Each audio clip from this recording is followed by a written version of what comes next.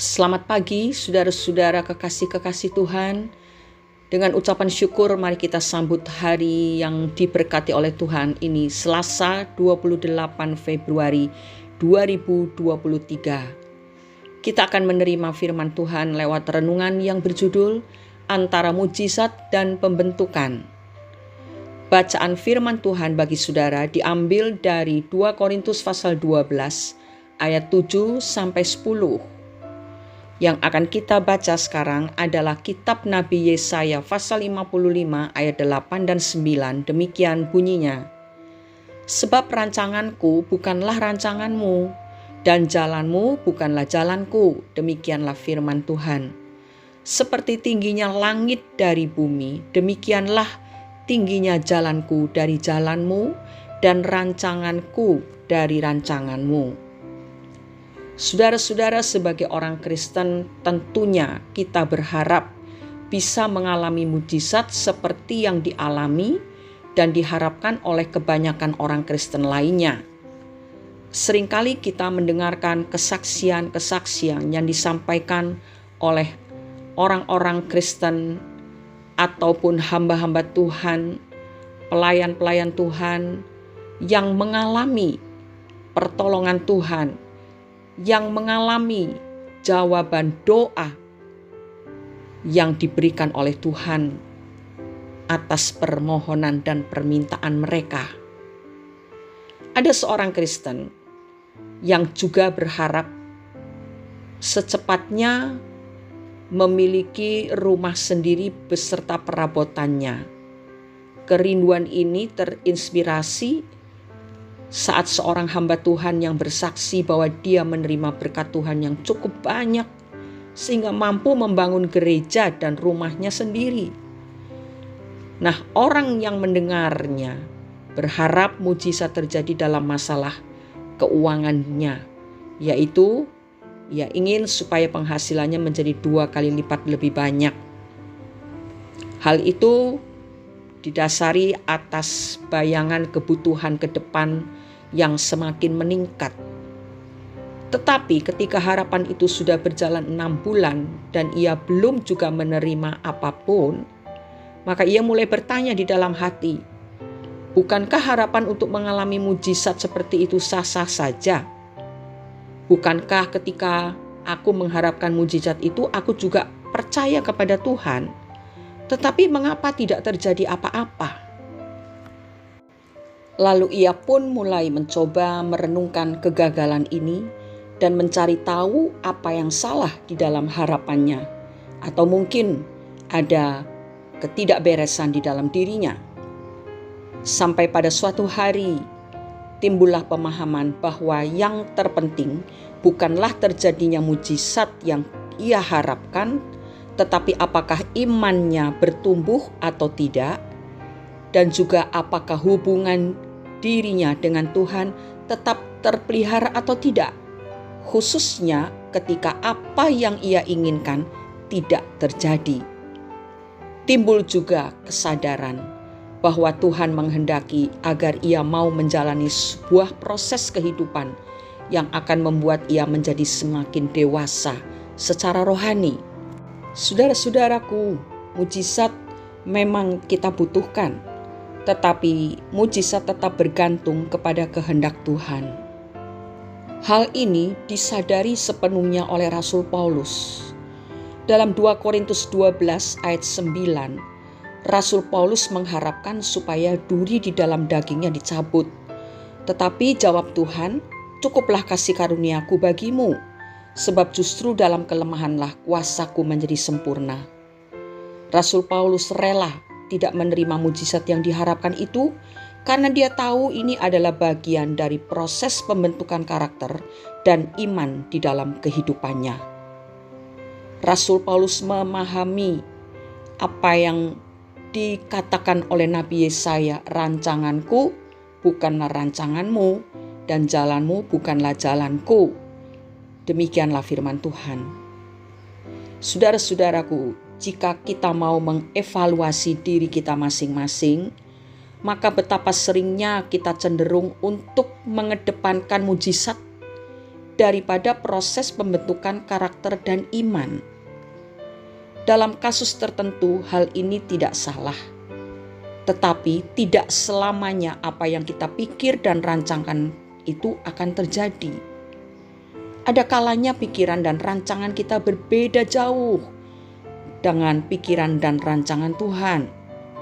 Ketika mujizat tidak terjadi atas kita, marilah kita berpikir bahwa Tuhan sedang membawa kita kepada sebuah proses pembentukan yang akan mendewasakan kita agar hidup kekristenan kita tidak bergantung kepada mujizat, tetapi kepada sumber mujizat itu sendiri, yaitu Tuhan. Saudara, mari kita perhatikan jawaban dari Tuhan atas permohonan Rasul Paulus supaya duri di dalam dagingnya dicabut. Tuhan berkata, "Cukuplah kasih karuniaku bagimu, sebab justru dalam kelemahanlah kuasaku menjadi sempurna." Di sini kita lihat, walaupun permintaan Rasul Paulus supaya ia mengalami mujizat Tuhan dan duri di dalam dagingnya dicabut, tidak dikabulkan oleh Tuhan, tetapi Tuhan tetap memberikan kasih karunia-Nya bagi Paulus.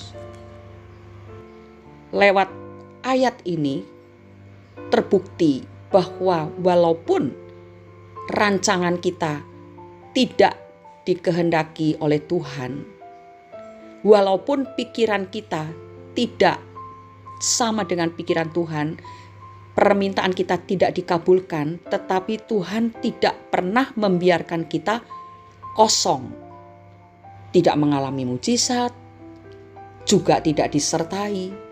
Perhatikan bahwa kasih karunia Tuhan itu tetap ada bagi kita semua. Di sini kita belajar, saudara-saudara, bahwa kasih karunia Tuhan itu jauh lebih penting daripada mujizat yang ingin kita alami.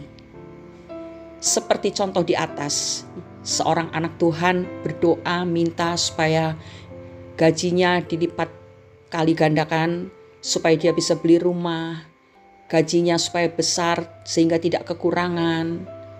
Itu tidak dikabulkan oleh Tuhan. Tetapi Tuhan tetap memelihara saudara ini di dalam kasih karunia-Nya sehingga dia tidak kelaparan, dia tidak sampai kehilangan tempat tinggal. Tuhan menjaga, Tuhan memelihara, walaupun memang apa yang dimintanya tidak Tuhan berikan saat itu. Demikian juga dengan kita. Seakan-akan kalau mujizat itu tidak Tuhan kabulkan, tidak Tuhan kerjakan dalam diri kita, kita merasa menjadi orang yang paling malang di dunia, nasib kita jelek dan sebagainya, dan kita merasa sudah tidak ada harapan dalam hidup kita. Padahal tidak demikian. Kasih karunia Tuhan itu masih cukup untuk kita. Itu firman Tuhan. Oleh sebab itu, saudara-saudara, kalau doa kita mohon Tuhan melakukan mujizat atas hidup kita tidak dikabulkan, kita tidak perlu panik. Walaupun secara manusia memang pasti kita bingung, takut, gelisah, panik. Apalagi kalau apa yang kita minta itu adalah kebutuhan yang mendesak. Disinilah kita harus mulai belajar untuk menyerahkan semua kebijakan untuk hidup kita ini kepada Tuhan. Satu hal yang harus kita tanamkan dalam-dalam di hidup kita, di pikiran kita adalah bahwa kasih karunia Tuhan itu masih cukup untuk menolong kita. Dia tidak pernah akan meninggalkan.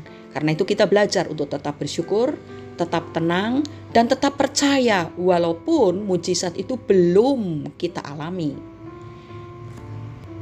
Inilah yang disebut sebagai proses pembentukan karakter dan pendewasaan iman kita. Segala sesuatu yang Tuhan izinkan terjadi dalam hidup kita, apakah itu mujizat yang langsung dijawab, dilakukan oleh Tuhan, ataupun jawaban seperti yang diterima oleh Rasul Paulus, udahlah cukup kasih karuniaku, Itu semua adalah bukti bahwa Tuhan berdaulat penuh dan berkuasa dan memelihara hidup kita. Kita letakkan hidup kita dalam tangan Tuhan dan kita akan menikmati pemeliharaannya yang luar biasa, bahkan yang tidak pernah terlintas dalam pikiran kita. Itulah yang Tuhan kerjakan untuk kita. Mari kita berdoa. Bapa di dalam surga, pagi ini kami mengucap syukur sebab Engkau telah mengajarkan suatu kebenaran firman Tuhan, agar kami tetap bersyukur saat ada mujizat maupun tidak di dalam hidup kami.